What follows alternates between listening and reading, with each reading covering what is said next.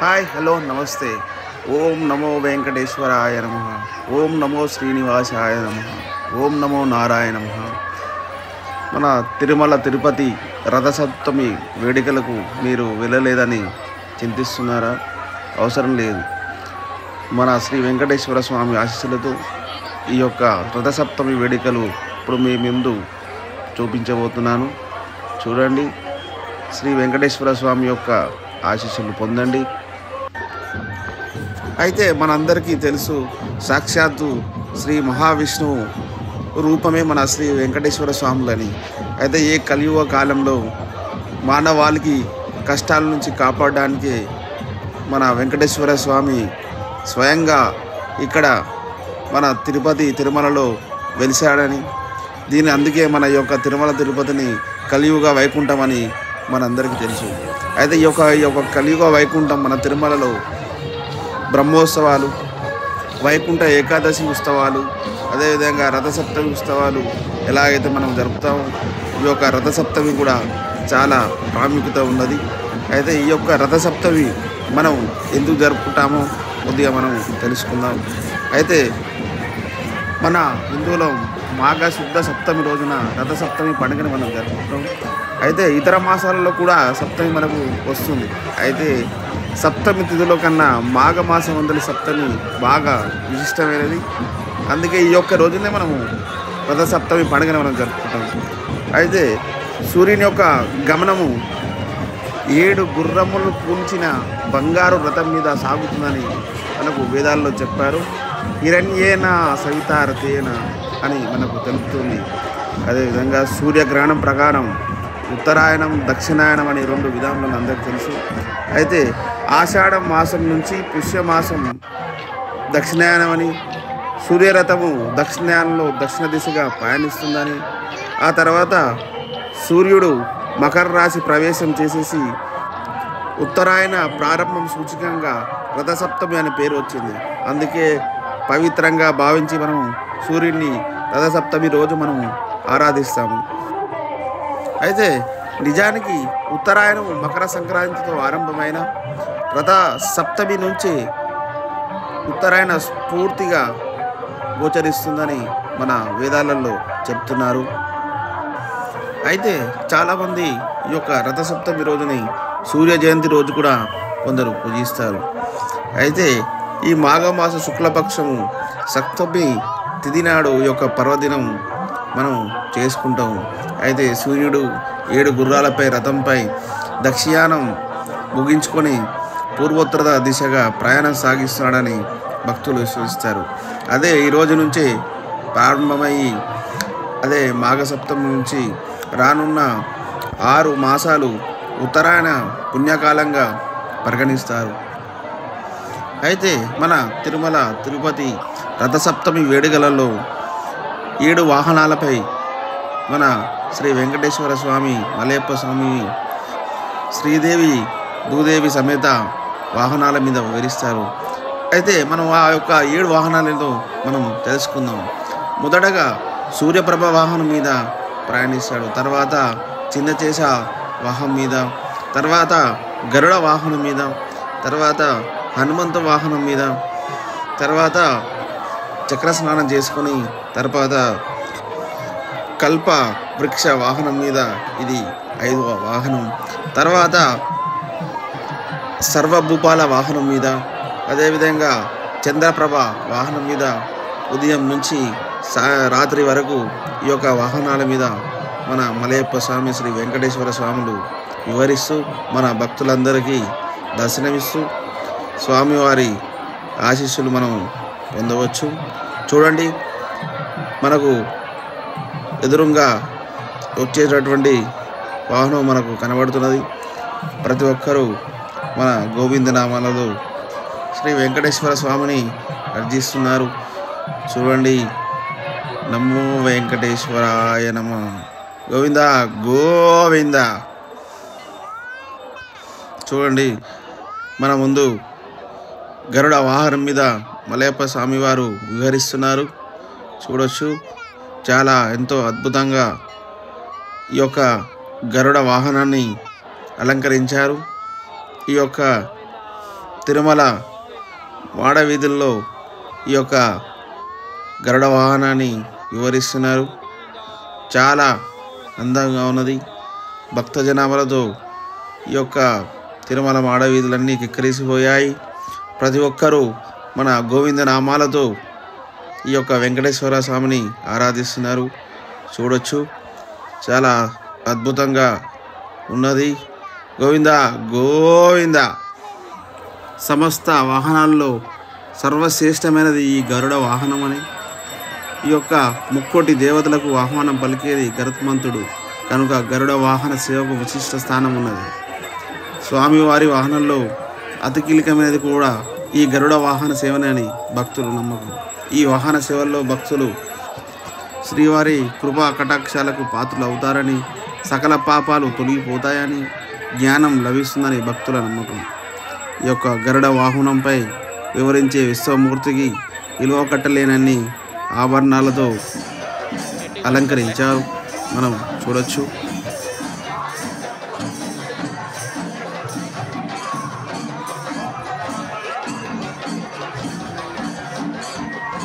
ఈ యొక్క రథసప్తమి వేడుకలు ఎంతో రంగరంగ వైభవంగా జరుగుతున్నాయి. ఎక్కడో నుంచి ప్రజలు ఇక్కడికి వచ్చేసి ఈ యొక్క రథ సప్తమి వేడుకలు వీక్షిస్తున్నారు. అయితే సూర్యుడు దక్షిణాయనం నుంచి విముక్తుడైన భాస్కరుడు ఈ రోజు నుంచే ఉత్తర దిశగా ప్రకాశిస్తాడని, శత్రుబాధలు తొలగిపోవడానికి, సౌర కుటుంబంలో అన్ని ప్రాణులకు సూర్యుడి ఆత్మ కాబట్టి సూర్యోపాసన చేస్తే రుణరోగ శత్రు బాధలు నశిస్తాయని భక్తుల నమ్మకం. అయితే మన మంత్ర పుష్పాలలో ఒకటిగా పేర్కొనే ఏపం పుష్పం వేద పుష్పవాన్ ప్రజావాన్ పశుమాన్ భవతి అనే వాక్యాలు దీనికి సంబంధించినవి. సూర్యారాధన చేసేవాడు పుష్పవంతుడని, సంతానవంతుడు, పశు సంపద సమృద్ధిగా లభిస్తాయని ప్రజల భక్తుల యొక్క నమ్మకం.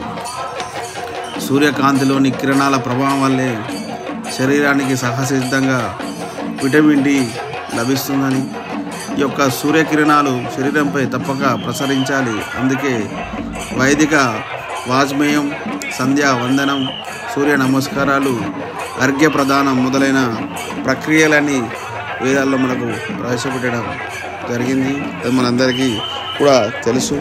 చూడండి, ఈ యొక్క రథసప్తమి వేడుకలు భక్తులు ఎంతో ఆనందంగా ఆహ్లాదంగా పార్టిసిపేట్ చేస్తున్నారు.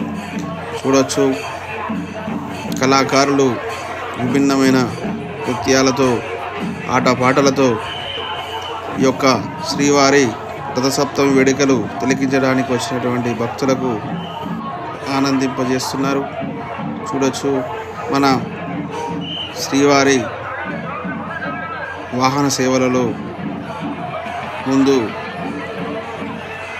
వచ్చేస్తున్నారు. ప్రస్తుతం జనాలు ప్రతి ఒక్కరూ గోవింద నామాలతో స్వామివారిని ఆహ్వానం పలుకుతున్నారు.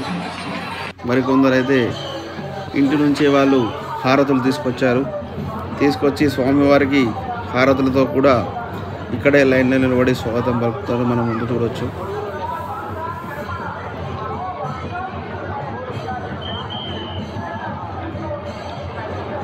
అయితే శ్రీవారికి సూర్య చంద్రులు రెండు నేత్రాలు లాంటి వారిని నిరూపించడమే ఈ యొక్క అవతారాలు. మన చంద్రప్రభ సూర్యప్రభ వాహనాలుగా ఈ యొక్క స్వామివారు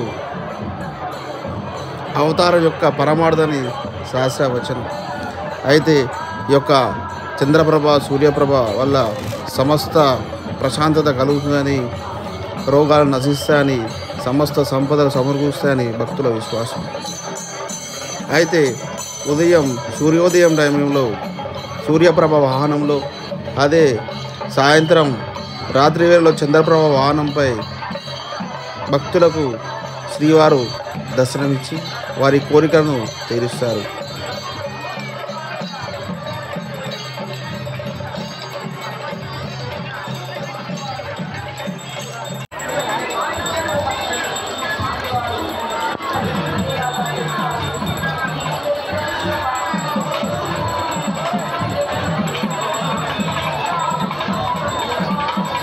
గోవింద గోవింద. చూడొచ్చు ప్రస్తుతం మన ముందు శ్రీవారు హనుమంత వాహనం మీద ఇచ్చేస్తున్నారు. ఈ యొక్క వాహనానికి భక్తులందరూ ఆహ్వానం పలుకుతున్నారు గోవింద నామాలతో. అయితే ఈ యొక్క హనుమంత వాహనం నిజమైన మరియు స్వచ్ఛమైన భక్తికి చిహ్నం. ఈ యొక్క వాహనం గురించి విశిష్టత వ్యక్తిత్వము, బలము మరియు సామర్థ్యపరంగా హనుమంతుడు మానవుల కన్నా చాలా గొప్పవాడని, దైవిక లక్ష్యానికి ఆయన చేసిన లొంగిపోవడం మరియు శ్రీరాముడి పట్ల ఆయనకున్న భక్తి ప్రత్యేకమైనది, ఆదర్శప్రాయమైనది మరియు షరతులు లేనిది. నేటికి భక్తులు శ్రీరాముడి నాముని ఎక్కడ జపించినా లేదా ప్రస్తావించినా ఈ పవిత్ర జీవి అయిన నామజపాన్ని వింటూ ఆయన ఆలోచనలో మునిగిపోతాడని చెప్తారు. ఈ హనుమంతుని వాహనం స్వచ్ఛమైన భక్తికి చిహ్నం. సంపూర్ణ శరణాగతి మరియు అహంకారం లేకపోవడాన్ని పత్రికగా సూచిస్తారు. ఆయన పాత్ర మనం స్వచ్ఛంగా మారడం ద్వారా మన జీవితాల్లో ఏమి చేయగలమో చెబుతుంది. చూడొచ్చు హనుమంతుని వాహనము మన ముందు వెళ్తుంది. గోవింద గోవింద.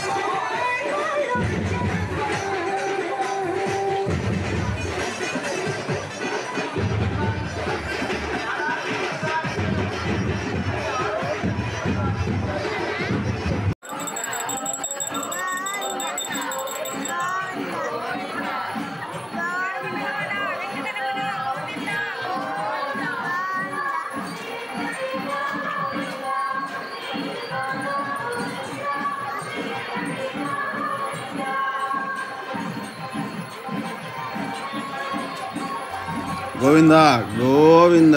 ఓం నమో వెంకటేశాయ, ఓం నమో నారాయణ, ఓం నమో శ్రీనివాసాయ. చూడండి మన ముందు శ్రీవారు వచ్చేస్తున్నారు కల్పవృక్ష వాహనం పైన. ఈ యొక్క కల్పవృక్ష వాహనం దర్శించుకుంటే పూర్వజన్మ స్మరణ కలుగుతుందని భక్తుల నమ్మకం.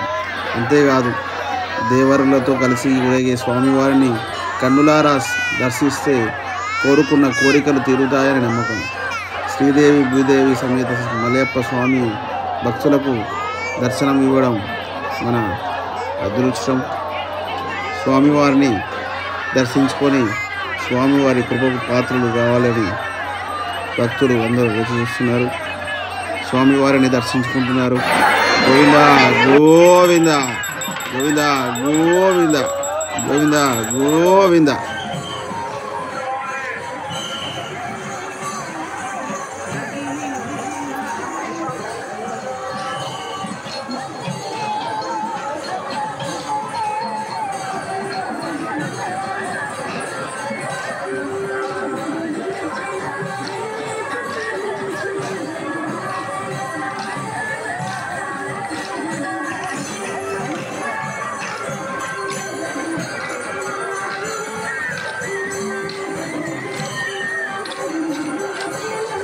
ఈ యొక్క రథసప్తమి వేడుక పండుగ అనేది కేవలం భారతీయులు మాత్రమే చేసుకునేది. అయితే ఈ యొక్క భారతీయ వేదమాత అనేది ఆరంభించి వారే మనం భారతీయులమని, ఇక్కడ బా అంటే సూర్యకాంతి బాణుడని, రతి అంటే సూర్యుడని, అందుకే బా ప్లస్ రతి భారతి, భారతి అంటే వేదమాతను మనం పూజిస్తున్నట్టు అర్థం అన్నమాట. అందుకే మన భారతీయులం కనుక ఈ యొక్క వేదమాత అయినటువంటి సూర్యభగవానుడిని స్మరించుకుంటూ ఆ యొక్క పదములలోనే ఈ యొక్క భారతీయులు అనే శబ్దం కూడా పుట్టుకొచ్చిందని నమ్మకం. చూడండి, శ్రీవారు సర్వభూపాల వాహనం పైన విచ్చేస్తున్నారు. భక్తులందరూ వేచి చూస్తున్నారు. హారతులతో ఆహ్వానం పలుకుతున్నారు. మనం ముందు చూడొచ్చు. ఎందరో కళాకారులు నృత్యాలతో ఆటపాటలతో స్వాగతం పలుకుతున్నారు. మనము ముందు చూడొచ్చు. చాలా ఆహ్లాదకరంగా అద్భుతంగా శ్రీవారిని దర్శించుకోవడానికి చాలామంది భక్తులు వేచి చూస్తున్నారు. చూడొచ్చు మనము జనాలు ఏ విధంగా వేచి చూస్తున్నారో స్వామివారి దర్శనం గురించి. స్వామివారిని దర్శించుకొని స్వామివారి కృపకు పాత్రులు కావాలని వేచి ఉన్నారు. చూడొచ్చు, ప్రస్తుతం శ్రీవారు సర్వభూపాల వాహనం పైన వచ్చేస్తున్నారు. అయితే ఈ సర్వభూపాల అంటే అందరూ రాజులు అని అర్థం. వీరిలో దిక్పాలకులు కూడా చేరుతాయి.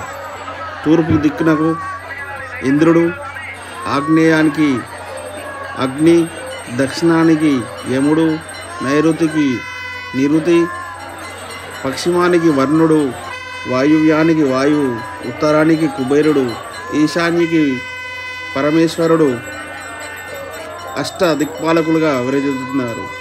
వీరందరూ స్వామివారిని తమ భుజస్కంధాలపై హృదయంలో ఉంచుకొని సేవిస్తున్నారు.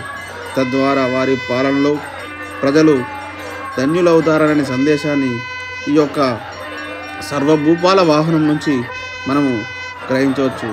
చూడొచ్చు, సంధ్యావందనంలో స్వామివారి హారతి కూడా మనము తిలకించవచ్చు. ఈ యొక్క సర్వభూపాల వాహనంపై స్వామివారిని దర్శించుకొని శ్రీ వెంకటేశ్వర స్వామివారి ఆశీస్సులు మనము పొందవచ్చు. ఈ యొక్క వీడియోను, ఈ యొక్క రథోత్సవ వేడుకలు మనము చూస్తున్నందుకు మనం కూడా అదృష్టమని మనం భావించవచ్చు. ఈ యొక్క స్వామివారిని దర్శించుకొని స్వామివారి ఆశీస్సులు పొందగలరని కోరుచున్నాను. ఈ యొక్క వీడియోను మీ యొక్క కుటుంబ సభ్యులకు, ఫ్రెండ్స్కు షేర్ చేసి వారికి కూడా స్వామివారి ఆశీస్సులు పొందేలా కృషి చేయాలని. గోవిందా గోవింద. ఓం నమో వెంకటేశాయ, ఓం నమో శ్రీనివాసాయ, ఓం నమో నారాయణాయ.